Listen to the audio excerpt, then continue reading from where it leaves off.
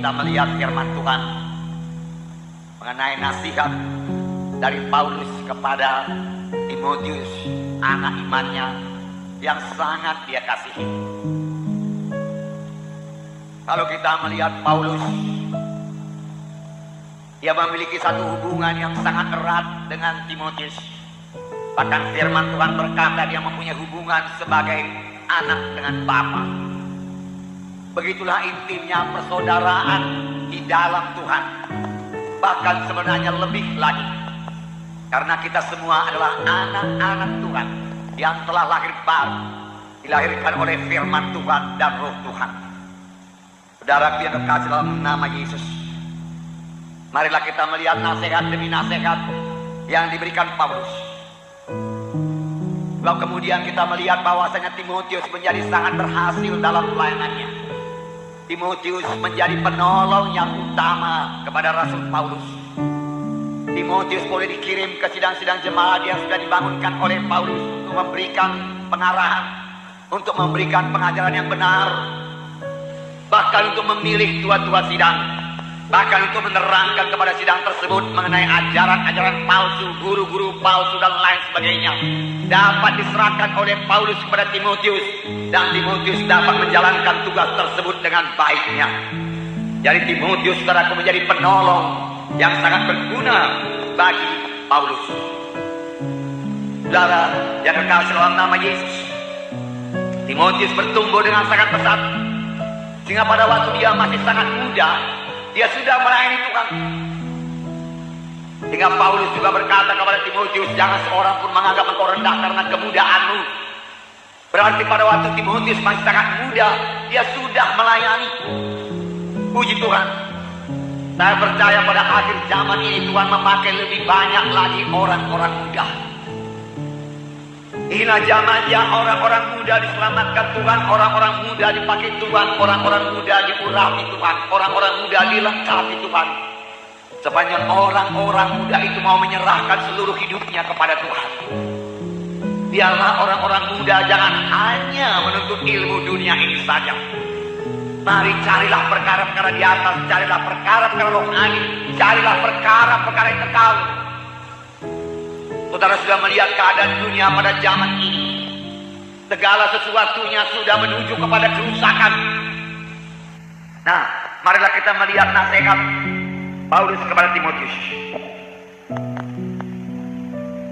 Paulus tidak akan menasihatkan sesuatu yang tidak dilakukannya lebih dahulu. Apa yang sudah dialaminya, apa yang sudah dilakukannya, itulah yang diajarkan oleh Paulus kepada Timotius. Itu sebabnya pengajaran Paulus sangat berkuasa. Tiap-tiap hamba Tuhan yang mau melayani, dia harus mengajarkan apa yang sudah dialaminya.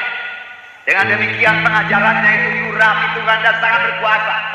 Dia tidak mengajarkan teori-teori, dia tidak mengajarkan teologi, tetapi dia mengajarkan pengalamannya yang dapat dilihat oleh orang banyak. Demikian Paulus mendidik Timotius. Apa yang sudah dialaminya, cara hidupnya, imannya, kasihnya, pelayanannya, semua dilihat oleh Timotius. Dan itu mengubahkan hidup Timotius, hingga Timotius juga menjadi hamba Tuhan, menjadi pelayan Tuhan. Inilah pemuritan. Kalau kita mau memuridkan, kita harus memiliki persekutuan yang erat dengan murid kita itu, hubungan yang erat dengan murid kita itu. Tidak cukup hanya mengajar saja. Mereka harus melihat contoh yang baik dari kita. Kita tidak bisa berkata, jangan contoh saya, contohlah Yesus. Saya ini banyak kekurangan. Ini yang biasa kita dengar. Kelihatannya rendah hati, tapi sikap hidup yang demikian tidak membangun, yang memuridkan juga karena tidak menjadi terang. Tetapi Paulus berkata, tirulah aku bagaimana aku meniru Kristus. Paulus lebih dahulu meniru hidup Kristus, lalu hidup Paulus berubah. Lalu Timotius, engkau lihat bagaimana hidupku ini, kemudian engkau tiru hidupku ini, ikutlah cara hidupku sama sebagaimana aku mengikut hidup Tuhan. Hidup dalam roh Tuhan, meninggalkan semua kehendak daging, menyangkal diri, hidup benar, hidup suci di hadapan Tuhan. Nah, nasihat Paulus yang pertama mengenai peperangan rohani. Ada peperangan rohani bagi Timotius, ada peperangan rohani bagi Paulus. Ada peperangan rohani bagi sidang Tuhan. Ada peperangan rohani bagi setiap anak-anak Tuhan. Dalam 1 Timotius pasal 1 ayat 18. Saya membacakan kepada saudara. Tugas ini kuberikan kepadamu Timotius anakku, sesuai dengan apa yang telah dinubuatkan tentang dirimu, supaya dikuatkan oleh nubuat itu, engkau memperjuangkan perjuangan yang baik dengan iman dan hati nurani yang murni.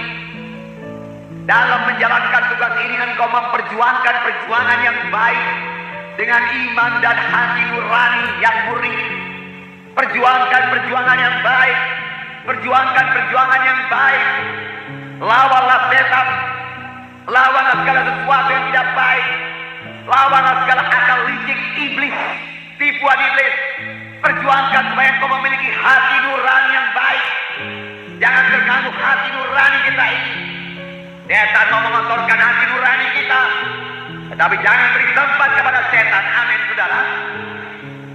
Kemudian dikatakan lagi dalam 1 Timotius 6 ayat 12. Saya membaca, bertandinglah dalam pertandingan iman yang benar, dan rebutlah hidup yang kekal. Untuk itulah kau telah dipanggil, dan telah engkau ikrarkan ikrar yang benar di hadapan banyak saksi. Bertandinglah dalam pertandingan iman yang benar. Bertanding, bertempur. Setiap anak Tuhan berada dalam pertempuran. Amin, saudara.